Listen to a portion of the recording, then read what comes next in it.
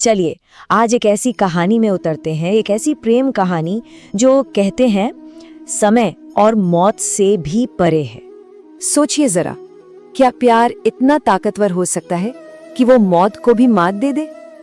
ये सवाल हमेशा से ही शायरों, फलसफियों और हाँ, आशिकों के जहन में घूमता रहा है। और यही थे राधा के आखिरी अल्फाज। ये सिर्फ शब्द नहीं थे, ये एक वादा था, एक ऐसा वादा जो पूरी कायनात में गूंजता रहा, बस सही वक्त के इंतजार में। तो चलिए कहानी की शुरुआत वहीं से करते हैं, उस एक पल से जहां एक प्रेम कहानी खत्म हुई और एक दास्तान ने जन्म लिया।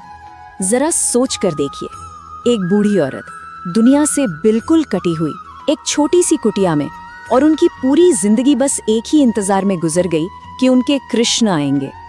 उनकी भक्ति, उनका प्रेम इतना पाक था, इतना सच्चा था कि उन्होंने मौत को भी कह दिया था, अभी नहीं। और कमाल की बात यह है कि उन्हें सिर्फ मीलों की दूरी अलग नहीं कर रही थी, बल्कि सदियों का फासला था। फिर भी उनका रूहानी रिश्ता इतना मजबूत था, इतना गहरा कि वो हर दीवार को तोड़ गया। एक रूह की आवाज दूसरी रूह तक पहुंच ही गई, और बस वो एक आवाज, राधे। इसी एक पुकार के साथ राधा की आत्मा को सुकून मिला। लेकिन ये अंत नहीं था, बिल्कुल नहीं। ये तो एक नई शुरुआत का वादा था, एक याद दिलाने वाला लम्हा था कि सच्चा प्यार कभी मरता नहीं, वो बस अपना रूप बदल लेता है। और यहीं से राधा की वो भविष्यवाणी शुरू हुई, एक ऐसी भविष्यवाणी जो वक्त का सफर तय करने वाली थी, एक नए दौर में, एक नए जिस्म में दोबारा जन्म लेने के लिए। तो हुआ यूं कि वक्त बदला, दुनिया बदल गई, और प्यार का जो असली मतलब था ना, वो कहीं खो गया। उसकी जगह ले ली ख्वाहिशों ने, मतलब परस्ती ने। और जैसे ही इस धरती पर प्यार की इबादत खत्म हुई, बस वही पल था जब राधा की भविष्यवाणी को सच होना था। तो अब कहानी एक नया मोड़ लेती है। हम एक नए दौर में पहुंचते हैं जहां एक पुरानी रूह एक नई शुरुआत की तलाश में है, एक ऐसी दुनिया में जो उसे पहचानती तक नहीं। ललिता देखने में तो एक आम सी लड़की थी, पर उसके अंदर एक खास रूह बसती थी। वो जो बांसुरी बजाती थी ना, वो धुनें दरअसल उसके पिछले जन्म की गूंज थीं। और वो सपने तो भूली बिसरी यादें थीं, एक प्रेम कहानी की जो उसके दिल की गहराइयों में कहीं छिपी थी। ये वो प्यार है जिसे शब्दों में बयान नहीं कर सकते, सिर्फ महसूस कर सकते हैं।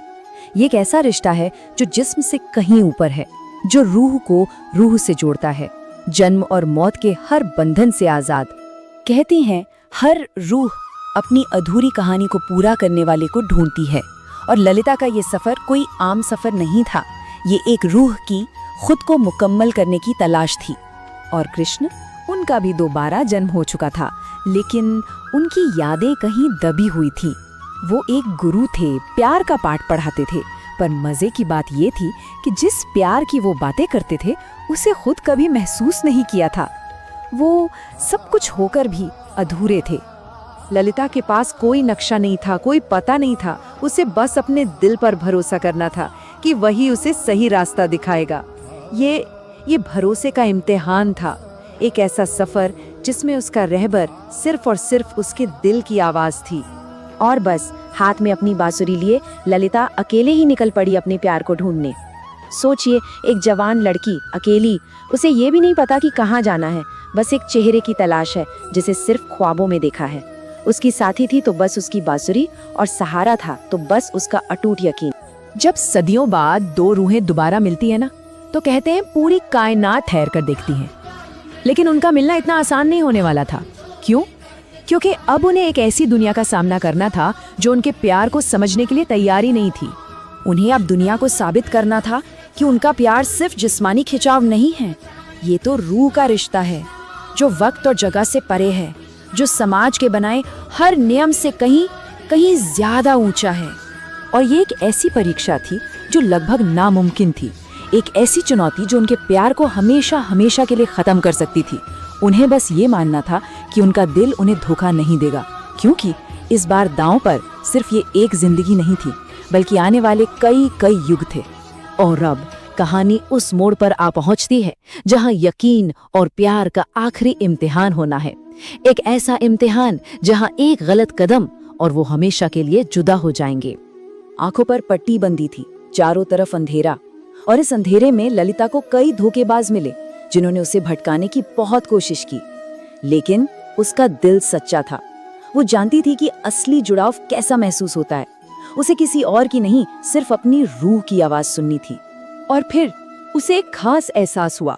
उसका दिल उसे एक वीरान गुफा की तरफ खींच कर ले गया, एक ऐसी जगह जहां कोई जाने की हिम्मत भी नहीं करता था, पर वो जानती थी उसे वहीं जाना है। उसकी रूह जो उसे बुला रही थी, और वो उस आवाज को नजरअंदाज नहीं कर सकती थी।